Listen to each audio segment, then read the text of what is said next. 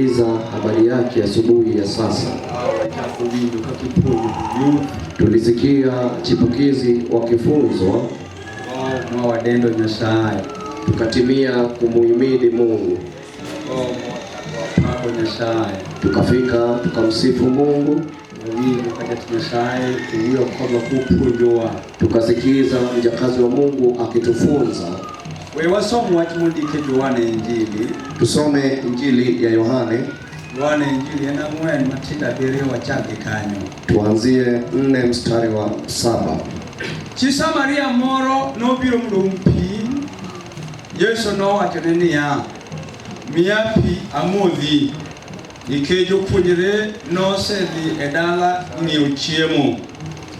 Chisamariano nowachone niya, obet nade ka in ja-Yahudi ikwaya pi, wan Chisamaria, nikech jo-Yahudi ok winjre gi jo-Samaria.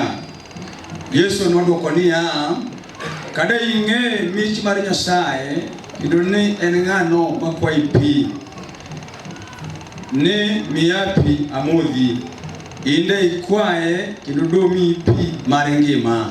Mwanamke mmoja Msamaria akaja kuteka maji. Yesu akamwambia, naomba maji ninywe. Wakati huo wanafunzi wake walikuwa wamekwenda mjini kununua chakula. Yule mwanamke akamjibu, wewe ni Myahudi na mimi ni Msamaria. Yawezekanaje uniombe nikupe maji ya kunywa? Wayahudi walikuwa hawashirikiani kabisa na Wasamaria. Yesu akamjibu akamwambia, kama ungelijua karama ya Mungu, naye ni nani akuombaye nipe maji ninywe, wewe ungelimuomba yeye, naye angelikupa maji yaliyo hai. Wasomo wachimondiki e Yohana Injili ya Yohana ena parga ngwen wachak prario kodachiel 14:21. Abiro chikore wabiro somo pradiga ngwen be, tutaruka tusome 34. Wabiro chikore kendo wasom pradig kodochiko, tutaruka 39. Mondo wakony sa Mungu wawinj Nyasaye kagowuoyo kodwa, ili tusaidie muda tusikilize Mungu anapozungumza nasi. Yohana 11:21 wachoni yao. Yohana 11:21 nasema, Maritha nowachone Yesu niya, Ruoth, kada yande in ka ominwa de okapo. Maritha akamwambia Bwana, kama ungelikuwa hapa ndugu yangu hangelikufa. Wasomo 34. Mino wachone ukete kanye, negyo wachone Ruoth bi ine. Akamuliza, mmemweka wapi? Wakamwambia, Bwana, njoo upaone. Wasomo 39. Yesu nowachoniya, goluru kidi oko. Maritha nyamijalno manopo nowachoni, tinde ong'we Ruoth nikech osetieko ndalo 4. Yesu nowachone niya, okaw wachoni ni kiyie nine duong' mar Nyasaye. Yesu akasema, liondoleni hilo jiwe. Martha ndugu yake yule aliyekufa akasema, lakini Bwana, wakati huu atakuwa ananuka, kwani amekwisha wako kaburini siku 4. Yesu akamwambia, sikukuambia kwamba kama ukaniamini utaona utukufu wa Mungu? Nasema nitahubiri imani ambayo inaweza kuleta kilicho mbali. Tusalamiane walioko nyuma na walio hapa mbele. Leo tuko kwenye mkutano mkuu ambao tunataka tukasikilize neno la Mungu ambalo mtu anaweza kurejea nao nyumbani kwake. Kumbe kile ambacho kinamkandamiza mtu na kumchosha mtu anaweza kujitoa mwenyewe pasi kuelezewa. Jana tukihubiri kule Lang'ata jioni, baada ya kukamilisha kuhubiri Injili, sasa tumeketi chini, kila mmoja analeta shida zake alizonazo. Kijana fulani akatuelekeza kibagobaga, akasema, mhubiri, mimi nimejaa matatizo. Lemo o mana Kariobangi kai mulemi kwa Kibera. Ushirika anashiriki kanisani Kariobangi lakini ni mwenyeji wa Kibera. Watenjao de no yule mtinda leo moja wachine hospitali kiko chako nyuoni. Anasema mke wake alijaliwa watoto wawili, alipoenda hospitali akakatwa asiweze kutunga mimba tena. Na nifindego kade yuru pasuaji mamaina koduma meja. Watoto wale wanazaliwa katika njia ya upasuaji ambao ni hali ya kuhatarisha maisha. Usamano winyo nija wado chako gamoremo. Lakini punde aliposikia mke wake ametunga mimba, nyonjo umo tuko ngea nija wado ndiwe yode so. Alijua anatembea mke wake atamtaliki na baadaye atakufa. Kiweche madaktari wachone osemieluru kuwe tukatutiyo. Maana yale ambao daktari amemwelezea yanamtia hofu ingawaje anafanya kazi. Sime madaktari jedu wale mundu kuchudure mkorege nililo geni meongego. Hivi simu za madaktari wanazozisukuma za kisasa hajajaliwa kuwa nao. Rele nyodo nikechodo mnenye ndalo mapintu ya wale nokonyore. Yeye alibakia ikiwa imebaki siku chache mkewe ajisaidie. Patika nyumu tho enongeni chiege no tho kote dala Kenya motho. Wazoni alitembea akijua mke wake ni marehemu, atampeleka nyumbani amefariki. Nyo watelo Yesu ya Nazareth makelo kimaonge bidomantie. Tulimpeleka Yesu Mnazareti aletaye kisichokuwepo kiwepo. Ubro kelo neno kaka ndio nosekonyore. Ataleta ushuhuda hapa baada ya mke wake kujifungua. Bwana Yesu kama. Peperushie Yesu hewani. Waya logi matio wachimangata ndio neno gewani. Tuhubiri kinachofanya kazi mtu anaweza kiona kimachoni. Mai mwijo yalo manopungo yalo no wachonwani ya. Hivi wahubiri waliotuhubiria walituambia hivi, kawa choro mito puko wari ulekitingi badi mungi Yesu kendi. Kama neno limekutosha moyoni na hujaokoka, inua mikono ukaseme Yesu mwenyewe. Ndilungu Yesu mateka ukideo na manibati. Na unamuita Yesu kimaanisha pasi kujali jirani yako. Kai winyo kajibilu ne waru kotemore. Kama utakapotimia kwa wokovu, kikire mlikani polife. Ukipungukiwa pale bado utakuwa umepungukiwa. Ni watu ni ngato ne gochopie pongero male. Wakasema inastahili mtu akafike katika nguvu za Roho Mtakatifu. Na kisia mwanwani Roho malelu ni Yesu miaro male. Wakatuambia kuwa unapotaja wasema Yesu nijaze nguvu za Roho Mtakatifu. Leo kiwaji ni Mungu ninya saya miaro male Yesu miaro male. Hawakusema uchanganishe Mungu nipe Roho Mtakatifu, Yesu nipe Roho Mtakatifu. Negi chomo wati nikiwinyo kagik mokolo kurengi mani tobulungu Yesu. Wakatuelekeza dhahiri, wakatuambia baada ya mabadiliko maishani, baada ya kumuita Yesu, Roho ni Yesu miaro male. Sasa inamaanisha na kuelekeza Yesu nipe Roho Mtakatifu. Kiwinyo kilungu ni Yesu miaro male. Na punde unapoita Yesu nijaze na Roho Mtakatifu, kiwinyo kadho mwenyeno dagi biro. Na ghafla ndimi ikakataa kunena, idok chini chako fresh. Warudia nyuma na kuanza kipya. Nege konyo wame waya linjini manikone tiende. Walitusaidia maana tunahubiri injili iliyo na kina. Manu waya lukako donyango sana. Asubuhi nitahubiri asubuhi hii. Fuanaja paradiso kama. Peperushie Yesu hewani. Yini kama nikodi kaingeo kakiwe odi. Unajua tukiwa nawe hapa wajua jinsi nyumba yako ilivyo. Ningewe chuori kaka nuradogo. Wajua mume wako mlivyokutana naye. Ningewe jaodi kaka nurani. Wajua mke wako mlivyokutana naye. Nifindi ngato kijana pango nika kane yudo. Watoto wako mtu hawezi kupangia hivyo ulivyowapata. Ningewe kaka nege yudo re. Wewe ndio unajua walivyopatikana. Moko no yudo re yor chandro. Wengine walipatikana kwa njia ya matatizo. Samoro kai nigi masira. Wakati ule ulikuwa na shida, ulikuwa na njaa. Poka nyasayo minyafika uno gen nyetheno. Ghafla Mungu akakutunuku watoto, leo ni watoto wengi. Awinyo ka nyasayo tawangoka. Nasikia Mungu yupo hapa. Ingine kawan kodika onegi chaka ina igolo gibilumu ningiyo oko. Unajua tukiwa na wewe hapa toa mazoea.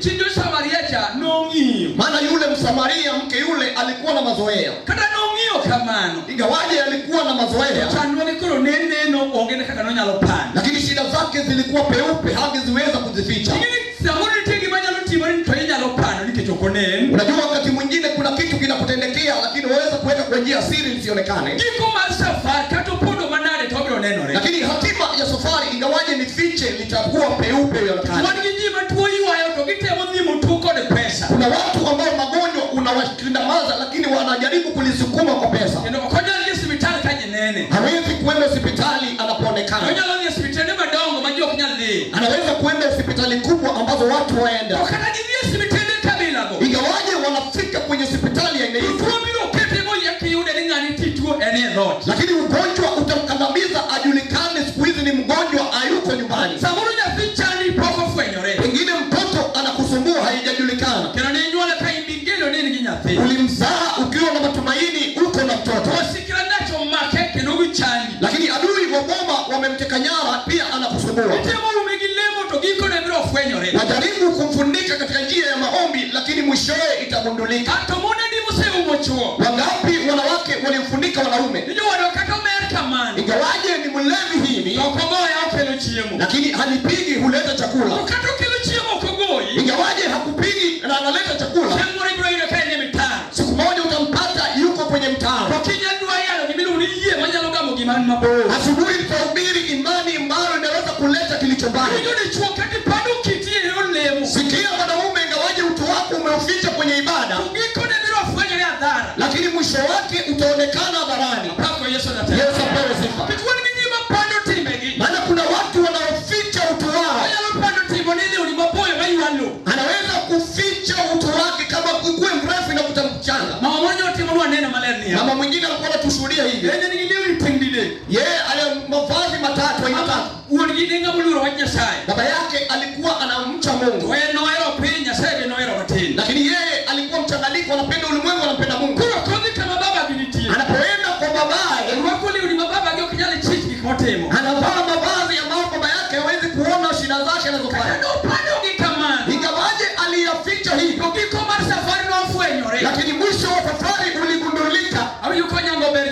Asubuhi nasikia vizuri, nitagusa msalaba udari.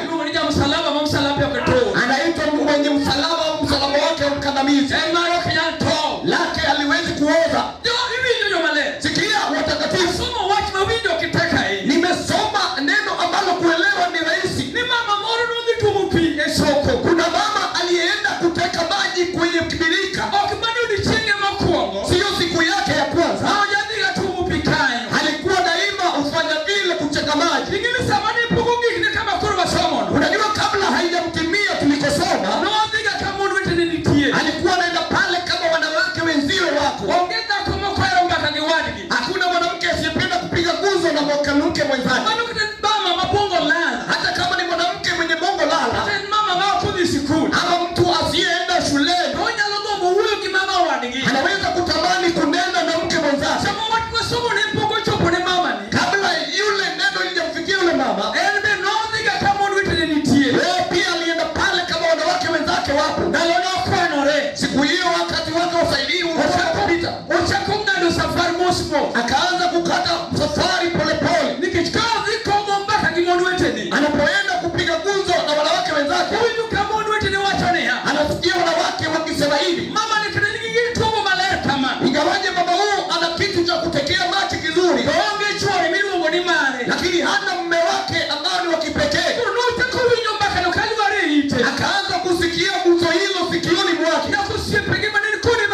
na rafiki wake waliokuwa pamoja wakaanza kumuuliza hivi, mama, mazoea yapo, na mume wako ulimtaliki, mwingine pia umemtaliki, na sikio ukiniambia huyu pia unataka kumtaliki.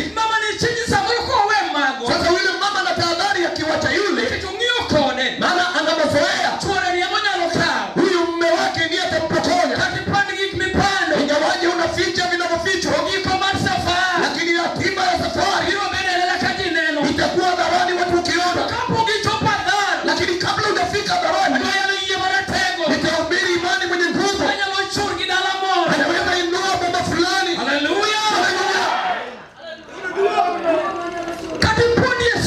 Hata kama wafichika kwenye sura, mama alijificha kwenye sura, maana kupata wa kubadilisha wanaume aina hii, kama hana mambo ya kiuganga, pengine ana ushirikina. Kama hakuna ushirikina, lazima pengine ana sura. Na tatu, pengine alitembea naye wakati alitoka na guzo la wanawake wenzake, akasema ndugu atatukiwa nawe, tuweza kukumongesha kwa muda mrefu, ukatuzoea tunapofanya ibada, lakini matendo yake yataonekana dhahiri. Lakini kabla ya kuonekana dhahiri, ndio posa tunahubiri mapema, hata kama ni mapepo ambao watu wanaachana nao.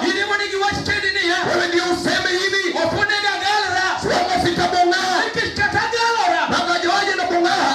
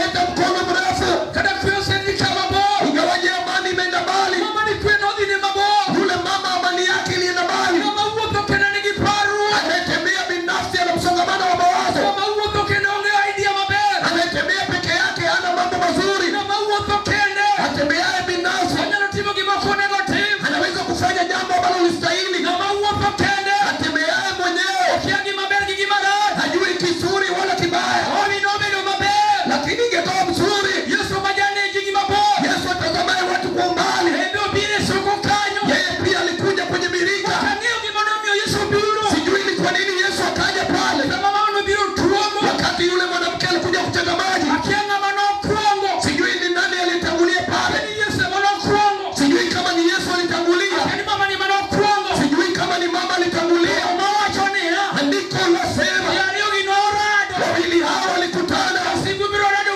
Adui atakutana na Yesu hata kama ni adui mbaya, ana nguvu za ajabu. Asubuhi mwendo wa saa 6 atakutana na Yesu. Haleluya, haleluya. Maana amechukua mume wako, ameshinda pesa, ameshinda unavyovichua, lakini atakutana na mmoja wakati wa uwanja hapa, wakati umetosheka aibuni, wanataka aibu imekuchosha, atoe aibu yuko, watembea umechoka, watembea wasema mwenyewe, maneno ambayo unayakiri yanakurejesha chini, maneno ambayo unayasema yanakuzidisha mawazo, lakini asubuhi leo atakutana na mmoja. Alikutana na yule mama akiwa kamechoka, amewacha wanaume, amepata mwingine amemwacha, amepata mwingine amemtaliki. Akiwa Kenya sasa hivi, mama angekuwa na ukimwi, anatembea na wanaume 4, hawezi kutoka salama. Mama tembea na chua, ana shida, hata ingawaje amewacha huyu, ana amani. Alikutana na mmoja pale kwenye kliniki, yule kamwarifu, nitokee maji ninywe. Akauliza Yesu, Bwana ajui aliyekutana naye huyu ni wa aina gani, huyu anafanya nini? Anamuuliza hata haujui kuwa Wayahudi na Wasamaria hawapatani. Ndiposa nakuambia nchi ya giza haipatani na nchi ya nuru. Mimi pia nakuambia nchi ya giza haipatani.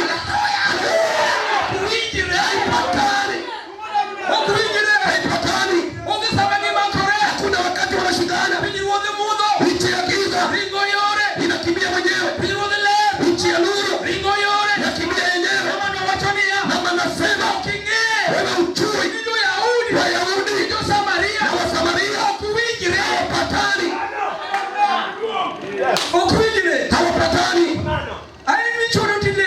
Wewe wafanya usherati na unaomba,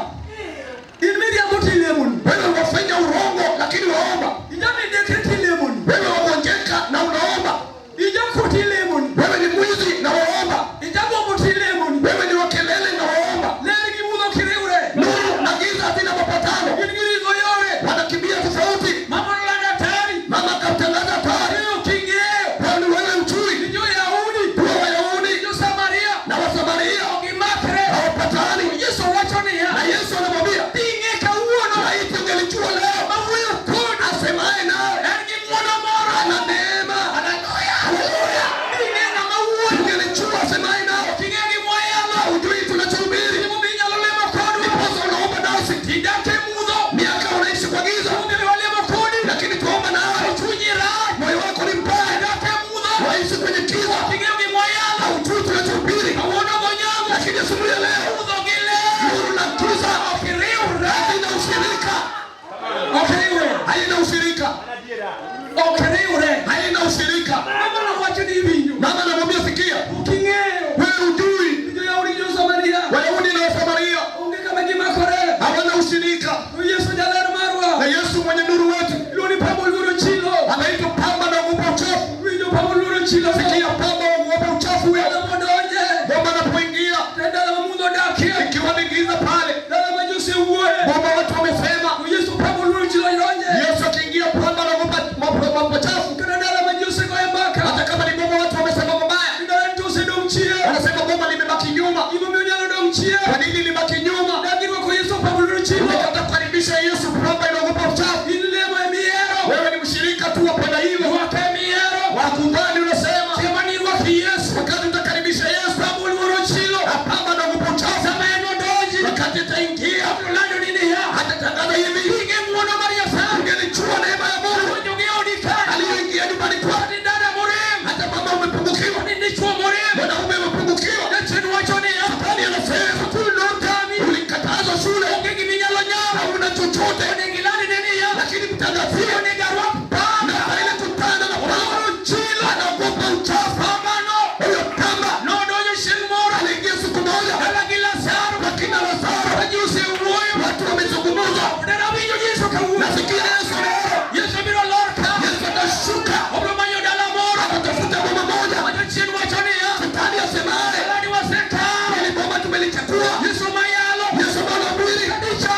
hata kama wateseka, waomba na kulia, leo sema karibisha Yesu kama na mchafu anapoingia. Akaambia yule mama, ungelijua neema ya Mungu unaingia hapa, asemi kwa watu ule unakutana naye, atungumete mtu uliyekutana naye, asengenye mtu uliyesema naye ana neema fulani inaitwa usema, anaweza kupa maji iliyokutana naye, anakutana na watu, unakutana na Nairobi, unakutana na nini, unakutana na ugonjwa, unakutana na machungu, unakutana na dhambi. Lakini huyu mama alikutana na Yesu, nitamleta sasa, atafute mama fulani alikutana na ushida, anasema ingawaje nauma, lakini nachokutana lakini leo atasema mwenyewe, karibisha Yesu kama na mchafu alipoingia, anatembea polepole, akaingia kwa kina Lazaro, huyo rafiki anampenda, akaingia kwa kina Lazaro, akapata wanawake wanatazama, akaangalia wanaume, akasema kuna mazuri, akapanda shida, akiangalia huku hakuna matumaini, akiangalia huku haone kitu. Mama anasema ungelikuwa hapa angeona machungu, Yesu ungelikuwa angeona mafito. Kwa nini anasema anajua pamba Mungu alizo nazo, anasema rafiki unampenda, alikuwa kwetu angekufa. Kwa nini ulitembea kidogo, Yesu akisikia anapili Yesu aliyefanya kitu, atatumili Yesu aliye na mkono, Yesu atunabiri ataingia ime mapepo nipiza, Yesu atunabiri andiko nasema alipoingia kwa kina Lazaro akauliza